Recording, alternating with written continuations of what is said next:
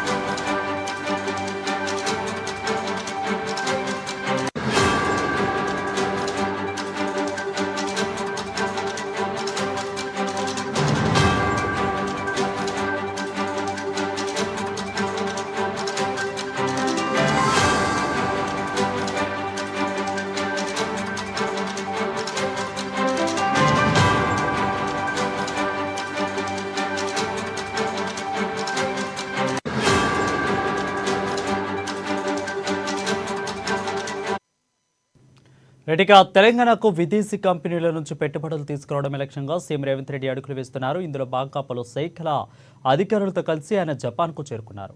నారిటా ఎయిర్పోర్ట్కు ఆయన బృందంతో కలిసి కాసేపటి క్రితం చేరుకున్నారు. బుధవారం నుంచి 22 వరకు కూడా ఈ బృందం జపాన్లో పర్యటించి 23న ఉదయం రాష్ట్రానికి రానుంది. టోక్యో, మౌంట్ ఫూజీ, ఒసాకా, హిరోషిమాలలో ముఖ్యమంత్రి బృందం పర్యటిస్తుంది. ఇక అయితే ప్రముఖ కంపెనీలు, పారిశ్రామికవేత్తలు, పలువురు ప్రతినిధులతో సమావేశమవుతుంది. ఇక తెలంగాణలో పెట్టుబడులు పెట్టడం, పారిశ్రామిక సాంకేతిక సహకారంపై జపాన్ కంపెనీలతో సీఎం బృందం చర్చలు జరుపుతుంది. పర్యటనలో భాగంగా ఒసాకా వరల్డ్ ఎక్స్పో 2025లో తెలంగాణ పెవిలియన్ను ప్రారంభిస్తారు.